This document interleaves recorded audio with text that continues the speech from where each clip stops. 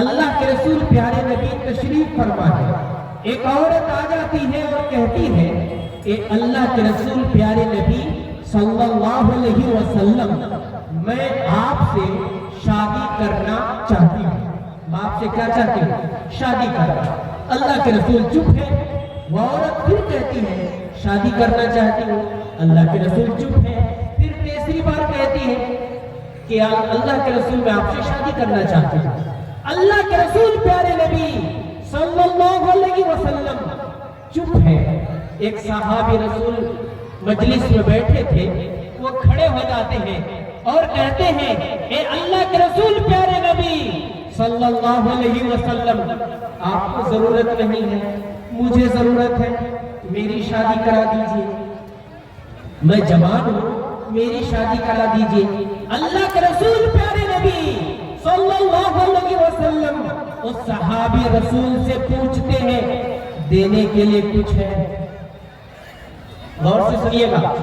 اللہ کے رسول پیارے نبی اس صحابی رسول سے پوچھتے ہیں جو شادی کرنا چاہتا ہے, جو یہ کہہ رہا ہے کہ میری شادی کرا دیجئے. اللہ کے رسول پوچھتے ہیں دینے کے لیے کچھ ہے مہر کے طور پر؟ وہ صحابی رسول کہتے کہ کچھ بھی نہیں ہے. اللہ کے رسول پیارے نبی صلی اللہ علیہ وسلم کہتے ہیں کہ پھر تو نہیں ہوگا, جاؤ گھر جاؤ, دیکھو کچھ مل جائے. وہ صحابی رسول گھر چلے جاتے ہیں, کچھ نہیں ملتا ہے. اللہ کے رسول پیارے نبی صلی اللہ علیہ وسلم کہتے کہ جاؤ گھر جاؤ. وہ گھر سے واپس آتے ہیں. روایت کے مطابق 3 بار ایسا ہوتا ہے. ایک تہبند لے کے آتے ہیں, لنگی تہبند, اور کہتے ہیں کہ اللہ کے رسول پیارے نبی صلی اللہ علیہ وسلم دینے کے لیے تو کچھ بھی نہیں ہے, ہاں بس یہ تہبند ہمارے پاس ہے, اگر آپ کہیں تو آدھی دے دوں گا دین مہر کے طور پر اور آدھی اپنے پاس رکھ لوں گا. ذرا غور کیجئے گا اس حدیث پر. اللہ کے رسول پیارے نبی صلی اللہ علیہ وسلم نے اس عورت سے نہیں پوچھا کہ دینے کے لیے ہے, اس کے ماں باپ سے نہیں پوچھا کہ دینے کے لیے کچھ ہے کہ نہیں ہے, اس کے بھائی سے نہیں پوچھا کہ دینے کے لیے کچھ ہے کہ نہیں ہے. ہاں اس نوجوان سے پوچھا جو شادی کرنا چاہتا ہے کہ دین مہر کے طور پر دینے کے لیے کچھ ہے کہ نہیں ہے. یعنی یہ بتلایا مذہب اسلام کا یہ طریقہ اللہ کے رسول پیارے نبی صلی اللہ علیہ وسلم نے ہمیں یہ سکھلایا کہ نوجوانوں اگر شادی کرنا چاہتے ہو تو پہلے اپنے جیب کو دیکھ لو کہ مہر کے طور پر تمہارے پاس پیسے ہیں یا نہیں ہے. لیکن آج کیا کیا جا رہا ہے؟ آج ظلم یہ ہے کہ دیکھا یہ جاتا ہے کہ دینے کے لیے لڑکی کے پاس کچھ ہے کہ نہیں ہے, اس کے ماں باپ کے پاس کچھ ہے کہ نہیں ہے, جہیز کے طور پر اس کے بھائی کے پاس دینے کے لیے کچھ ہے کہ نہیں ہے. علماء کرام بیٹھے ہیں, ان سے پوچھ لیجئے علماء کرام نے جہیز کے طور پر, تلک کے طور پر جو کچھ دیا جاتا ہے, علماء کرام نے متفقہ طور پر اس کو رشوت لکھا ہے, اور رشوت کے بارے میں میرے نبی نے اعلان کیا ہے الراشی والمرتشی کلاہما فی النار, کہ رشوت دینے والے رشوت لینے والے دونوں جہنمی ہیں, دونوں جہنمی ہیں.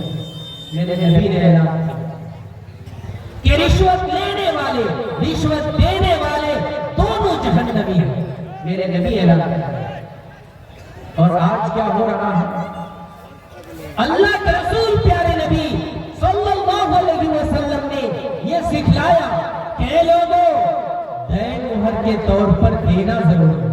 یاد رکھیے گا 2 بات میں ہم سناؤں گے. ایک مہر کے طور پر جو کچھ متعین کیا جاتا ہے, یہ مہر شوہر اور بیوی اصل ان دونوں کی رضامندی ہونی چاہیے. جو کچھ طے کیا جاتا ہے یہ ضروری ہے. اگر نہیں دیا, میرے نبی کریم سرکار دو جہاں صلی اللہ علیہ وسلم نے ارشاد فرمایا کہ جس نے دین مہر ادا نہیں کیا اس کے دل میں کبھی خیال بھی نہیں آیا کہ دین مہر دینا ہے, کل قیامت کے دن زناکار کی حیثیت سے اٹھایا جائے. کوئی معمولی بات نہیں ہے. زناکار کی حیثیت سے جس نے دین مہر ادا نہیں کیا. اللہ کے رسول پیارے نبی صلی اللہ علیہ وسلم اس نوجوان سے پوچھتے ہیں دینے کے لیے کچھ ہے؟ وہ کہتے ہیں کہ حضور کچھ نہیں ہے، یہ تہبند ہے، اگر آپ کہیں تو ہم آدھی دیں گے، آدھی لیکن ہم اپنے لیے رکھیں گے. اللہ کے رسول پیارے نبی صلی اللہ علیہ وسلم کہتے کہ نہیں، آدھی سے کام نہیں چلے گا. وہ صحابی رسول جانے لگے. اللہ کے رسول پیارے نبی صلی اللہ علیہ وسلم نے بلایا اور بلا کر کے کہا کہ سنو، قرآن کریم کی کچھ آیتیں تم کو یاد ہیں؟ قرآن کریم کی کچھ صورتیں یاد ہیں؟ وہ صحابی رسول کہتے ہیں کہ حضور قرآن کریم کی فلاں فلاں صورتیں یاد ہیں، فلاں فلاں آیتیں ہم کو یاد ہیں. اللہ کے رسول پیارے نبی صلی اللہ علیہ وسلم نے ارشاد فرمایا کہ سنو، دین مہر کے طور پر قرآن کریم کی جو صورتیں تم کو یاد ہیں، جو آیتیں تم کو یاد ہیں، قرآن کریم میں سے جو کچھ بھی یاد ہے، دین مہر کے طور پر تم اپنی بیوی کو سکھا دو گے، یہی تمہارے لیے مہر ہے. یہ راستہ نکال لیا کس نے؟ نبی کریم سرکار دو جہاں صلی اللہ علیہ وسلم نے، اور شادی ہو گئی. کوئی خرچ نہیں، کوئی بارات کا بوجھ نہیں. لیکن آج سے 1450 سال پہلے یہ شادی ہوئی ہے اور بخاری شریف میں یہ روایت موجود ہے. آج سے 1450 سال پہلے کوئی خرچ نہیں، بغیر خرچ کے شادی ہوئی اور اس کا تذکرہ آج بھی ہو رہا ہے. قیامت تک بھی تذکرہ اس کا ہوتا رہے گا. لیکن اے لوگوں، آج جو ہم لوگ کسی غریب باپ کو، کسی غریب باپ کے جسم کو نوچ چکے ہیں اور بھارات کے نام پر چور اور ڈاکو بن کر ہم ان کے گھروں میں جاتے ہیں، لاکھوں روپے ہم برباد کرتے ہیں، لیکن اس شادی کا چرچا کتنے دن ہوتا ہے؟ دیکھ لیجئے ہمارے نوجوانوں کو کتنا ان کو مزہ آتا ہے بارات جانے میں. افسوس کی بات ہے جس کا کوئی تصور نہیں مذہب اسلام میں. اسلام نے عورتوں پر، اس کے ماں باپ پر کوئی بوجھ نہیں دیا، کوئی ذمہ داری نہیں دی. لیکن آج ساری ذمہ داریاں عورت اور اس کے ماں باپ کو اٹھانا پڑا. اس کے نتیجے میں ہماری بیٹیاں مرتد ہو رہی ہیں، دین اور اسلام چھوڑ کر کے دوسری طرف جا رہی ہیں، غیروں کے ساتھ شادیاں کر رہی ہیں. اس کا ذمہ دار یہ ظالم سماج ہے اور ہم جیسے لوگ. قیامت کے دن اللہ تبارک و تعالی ہمارا گریبان پکڑ لے گا.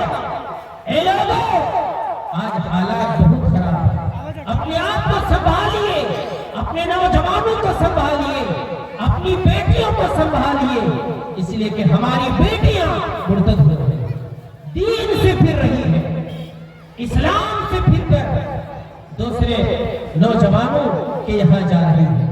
ہم لوگ کریں گے انشاءاللہ پوری کوشش